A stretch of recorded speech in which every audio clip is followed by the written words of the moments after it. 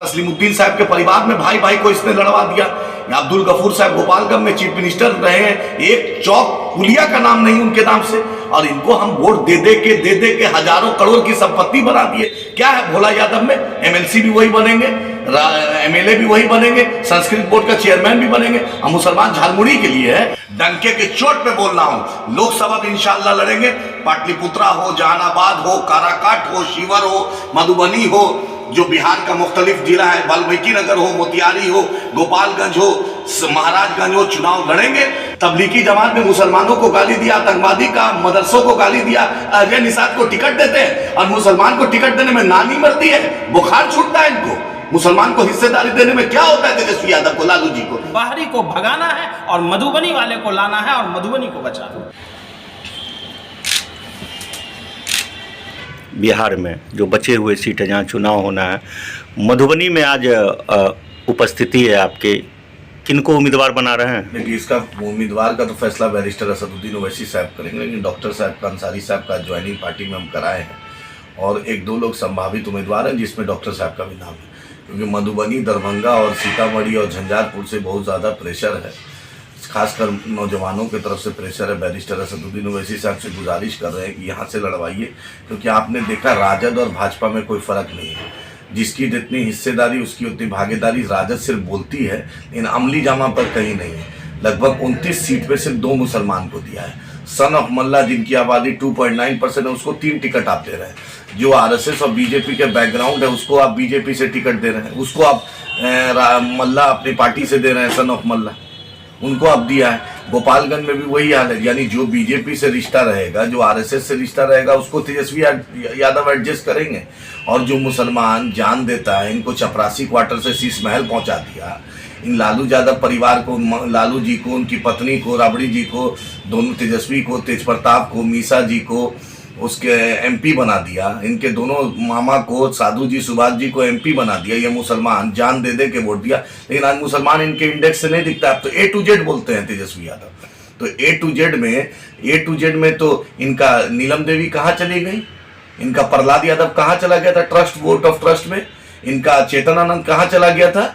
बतलाइए। मुसलमान तो वफादारी से रखता, उलिमान साहब ने तो इनका साथ दिया, स्पीकर चुनाव में साथ दिया, वोट ऑफ ट्रस्ट में साथ दिया, कॉन्फिडेंस मोशन इनके खिलाफ आया, नीतीश सरकार ने उसके खिलाफ साथ दिया जब भी आरजेडी को जरूरत पड़ी। और खुद तेजस्वी यादव बोले थे, अख्तर भाई मेरा एमएलए उन्होंने तोड़ा था, मेरे पीठ पे तेजस्वी यादव ने खंजर घोपा था। लालू जी ने 100 बार फोन किया था, ऑन कैमरा बोल रहा हूं, जब 2020 में हम 5 एमएलए जीत कर आए थे, यही मनोज झा फोन कर रहे थे और यही तेजस्वी यादव फोन कर रहे थे बैरिस्टर साहब को, अख्तर साहब को।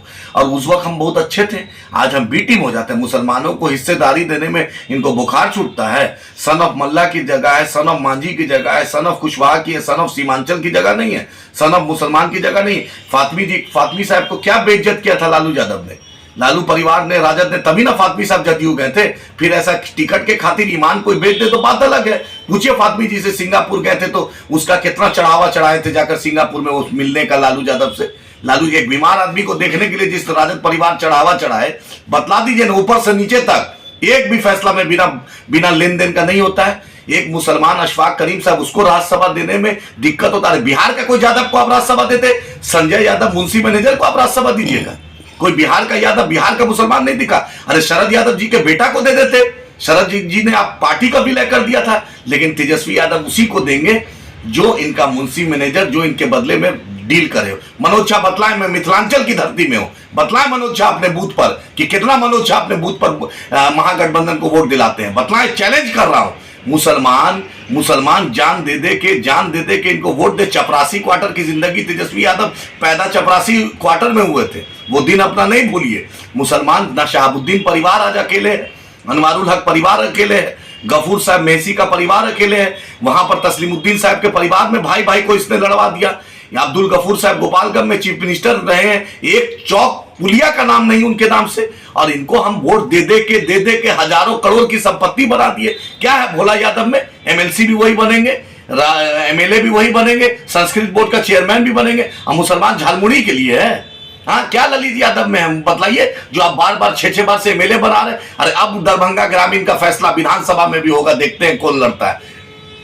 आज का मुसलमान आज का पिछड़ा अति पिछड़ा हर जात को हिस्सेदारी चाहिए। अगर son of Malla, son of Manjhi, son of Kushwaha, son of Paswan, son of Yadav, son of Kurmi को हिस्सेदारी चाहिए तो मुसलमानों को भी हिस्सेदारी चाहिए। और आज का मुसलमान हिस्सेदारी लेगा, और सीमांचल का भी, चाहे वो हिंदू हो, मुसलमान हो, सिख हो, ईसाई हो, पिछड़ा हो, अगड़ा हो, सीमांचल के साथ पटना में बैठी हुई सरकार, दिल्ली में बैठी सरकार ने धोखा दिया। नरेंद्र मोदी उधर झूठ की बंसी बजाते हैं, नीतीश कुमार उनकी चमचागिरी में, अगुवाई में मिट्टी में मिल जाएंगे, भाजपा में नहीं जाएंगे, आरएसएस मुक्त भारत बनाएंगे। मरना कबूल है नीतीश जी, अब कितना बार मरिएगा?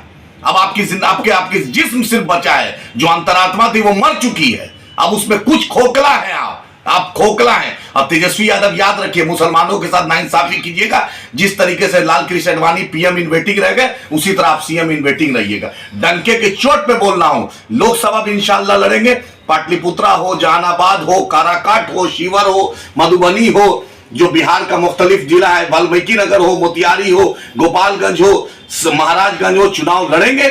जिस दीपक यादव ने वाल्मीकि नगर में मुसलमानों के खिलाफ जहर उगा, उसको आप टिकट दे रहे हैं।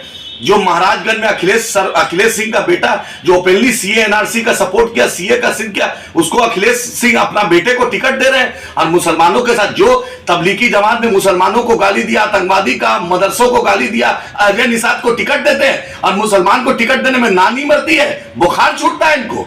मुसलमान को हिस्सेदारी देने में क्या होता है तेजस्वी यादव को, लालू जी ने 2024 में जिस दिन किशनगंज में वोट हो रहा है, उस दिन लालू जी ने कांग्रेस के कैंडिडेट के बारे में पक्ष में वोटिंग की अपील की। सरासर मॉडल कोड ऑफ कंडक्ट का वायलेशन है। लालू जी बताएं, जब अपनी जिंदगी की शुरुआत पहली बार मुख्यमंत्री बने थे तो 34 भाजपा के एमएलए के साथ सहारा से मुख्यमंत्री बने थे। और हमको भी टीम बोलते हैं। यूपीए 1 यूपीए 2 में हम क्या थे? जब सोनिया जी और मनमोहन सिंह साहब के साथ, जब बैरिस्टर असदुद्दीन ओवैसी साहब बैठते थे, तब हम किसकी टीम थे? जब न्यूक्लियर डील में हमने यूपीए सरकार की वकालत थी, तब हम क्या थे? जब राष्ट्रपति चुनाव में प्रणब मुखर्जी को हमने साथ दिया, तब हम क्या थे? जब आंध्रा में वाईएसआर की सरकार, रोसैया की सरकार, किरण कुमार रेड्डी की सरकार जब हमने साथ दिया, तब हम क्या थे? कांग्रेस वाले, कांग्रेसियों बतलाओ, महाराष्ट्र में मुसलमानों को 5% रिजर्वेशन हाई कोर्ट दे दिया, तुमने क्यों नहीं दिया? उद्धव ठाकरे जिसने बाबरी मस्जिद को शहीद किया, अलग एलानिया विधानसभा में बोलता है उद्धव ठाकरे की मैंने बाबरी मस्जिद को शहीद किया, उसके साथ तुम गठबंधन करते हो। तुम जिसने भी मुसलमानों को बेइज्जत किया, राहुल गांधी एक मुसलमान मुद्दे पे नहीं बोलते। जो अजय निषाद जो शुरू से जहर उगला, जेपी नड्डा से भी ज्यादा जहर उगला, उस अजय निषाद को टिकट दिया। अजय निषाद ने मुसलमानों को, तबलीगी जमात जो सबसे मुकद्दस जमात हमारी है, जिसका एक अलग हिंदुस्तान में एक अलग अमन का पैगाम देता है, उसको आप आतंकवादी से जोड़े। उस पर राहुल गांधी चुप रहते हैं, उस पर कांग्रेस चुप रहती है। मॉब लिंचिंग पे चुप, तबरेज अंसारी पर चुप, पहलू खान पे चुप, जुनैद पे चुप, नसीर पे चुप। यही सीतामढ़ी में के मौलाना हाफिज साद को मार दिया गया। बतलाए तेजस्वी यादव, बतलाए नीतीश कुमार, उस वक्त महागठबंधन की सरकार थी, क्यों नहीं गया? अरे भाजपा तो खुली दुश्मन है। मुसलमानों के साथ नफरत फैलाना, मुसलमानों को नीचा दिखाना, मुसलमानों को बेइज्जत करना, मुसलमानों को जलील करना भाजपा का यही यूएसपी है। इसी पर भाजपा हिंदू को इकट्ठा करती है। लेकिन भारत का हिंदू हमेशा मुसलमानों के साथ खड़ा है। मुझे यकीन है ये जो मदारी है, इस मदारी का पोल खुलेगा, भाजपा का पोल खुलेगा। और इंशाअल्लाह ताला जो भारत का संविधान बाबा साहब अम्बेडकर ने, जो महात्मा गांधी का जो सपना है, जो इस देश में जो हिंदू मुस्लिम एकता है वो रहेगा। तेजस्वी यादव से पूछिए, मुसलमानों बिहार शरीफ में मदरसा अजीजिया जल गया, 4500 से ऊपर कुरान शरीफ और मुकद्दस किताब जली। तेजस्वी यादव का एक ट्वीट दिखा क्या? बतलाइए। संजय यादव लिख के नहीं देंगे तो तेजस्वी यादव ट्वीट नहीं पढ़ेंगे क्या? मनोज झा लिख के देंगे तो तेजस्वी नहीं बोलेंगे क्या? अरे तेजस्वी यादव यार, तुम तो मैट्रिक भी तो पास कर जाते हैं, जिसका बाप मां दोनों चीफ मिनिस्टर हो, और मैट्रिक नहीं कर पा रहे, क्रिकेट में भी असफल। अरे अनुकंपा की बहाली है, पिताजी लालू जी है तो डिप्टी सीएम बने हो, नहीं तो वो भी नहीं बनते। अगर माइनस लालू जी तुम बतला तो एक वार्ड मेंबर जीत सकते हो। हाँ, एक मुसलमान इस नौजवान के साथ नहीं खड़ा रहता है, एक मुसलमान एमपी एमएलए इसके साथ नहीं खड़ा तक। और ऐसे से भाप फैला के मुसलमानों को बोलेगा हम हिफाजत करेंगे। मेरी हिफाजत मेरा अल्लाह करेगा, मेरा मुकद्दर का फैसला मेरा अल्लाह करेगा। मुझे यकीन है कि मधुबनी की आवाम, फातमी साहब अभी होटल में रह रहे हैं, याद रखिएगा। और जो अशोक यादव एक दिन भी हिंदू मोहल्ले में भी वो आदमी नहीं गया, पेट्रोल सस्ता नहीं दिया, नौकरी हिंदुओं को भी नहीं दिया, ऐसा नहीं कि मुसलमानों को दिया। अशोक यादव भी आपके साथ चलेंगे और फातमी जी दरभंगा चले जाएंगे। मधुबनी के लोग याद रखिए, आप तरसिएगा जिस तरीके से अशोक यादव भाजपा के एमपी को देखने के लिए तरस गए। हुकुमदेव नारायण जी का बेटा है, उसके चलते से वोट मिला, परिवारवाद भाजपा बतलाए ना। अमित शाह का बेटा कैसे बन गया? ज्योतिरादित्य सिंधिया क्या है? दूसरे आदमी पंकजा मुंडे क्या है, गोपीनाथ मुंडे की बेटी, प्रमोद महाजन की बेटी क्या है, राजनाथ सिंह के बेटे पंकज सिंह क्या है। भाजपा का परिवारवाद अलग होता है क्या? ये सब एक है, एक है, एक है। मुसलमानों को, दलितों को, पिछड़ों को, आम गरीब को हिस्सेदारी नहीं देना चाहते हैं। आप पूछिए अशोक यादव जी से कि हिंदू मोहल्ले में उन्होंने क्या काम किया। मुसलमान मोहल्ले में तो कुछ भी नहीं किया, लेकिन बतला हिंदू मोहल्ले में क्या किया। और आप पूछिए इस जो राजद के लोगों से, फातमी साहब से, जो आदमी अभी होटल में रह रहा है, वो आपके चुनाव जीतने के बाद कहां रहेगा? दरभंगा रहेगा कि दिल्ली रहेगा कि कहां रहेगा? कोई नहीं रहेगा। मैं मधुबनी के आवाम से बोलना चाहता हूं, अपनी क़यादत को मजबूत कीजिए। एक नौजवान को बैरिस्टर असदुद्दीन ओवैसी साहब की सरपरस्ती में मौका दीजिए। इंशाअल्लाह ताला जितना 75 साल में आपके साथ नाइंसाफी हुई उसका हम बदला लेंगे। बताइए राशिद खलील अंसारी साहब, लंबे अरसे से आप चुनाव की तैयारी कर रहे थे मधुबनी लोकसभा में, आज आप किस पार्टी को ज्वाइन किया और क्या मकसद है? मेरा नाम राशिद खलील है। मैं मधुबनी शहर के भगवाड़ा का निवासी हूँ।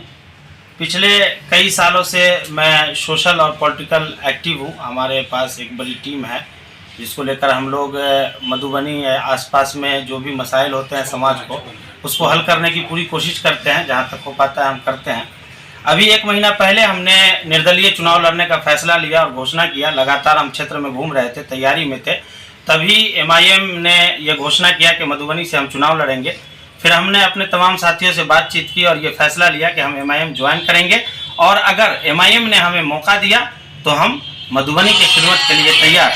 सबसे बड़ा मसला ये है कि 5 साल तक लोग अपने प्रत्याशी को, अपने चुने हुए सांसद को और विधायक को तलाशते हैं कि कहाँ गया, कहाँ भागा, दिल्ली भागा, पटना भागा, कहाँ चला गया, बाहरी है, यहाँ का है, वहाँ का है। लोग कहते हैं विकास विकास चिल्लाते हैं, लेकिन जब चुनाव का टाइम आता है तो दो पक्ष में लोग बढ़ जाते हैं। एक कहता है भाजपा हराओ, दूसरा कहता है भाजपा लाओ। सवाल यह है कि भाजपा के हरा देने से या भाजपा को ले आने से आपकी सड़कें नहीं बदल जाएगी। लोग कहते हैं, मुसलमानों का आम रवैया होता है, हम ऊपर देख रहे हैं, रे भाई तुम्हारे पाँव के नीचे गड्ढा है वो कौन देखेगा? तुम्हारी नालियां दुरुस्त नहीं है मोहल्ले में वो कौन देखेगा?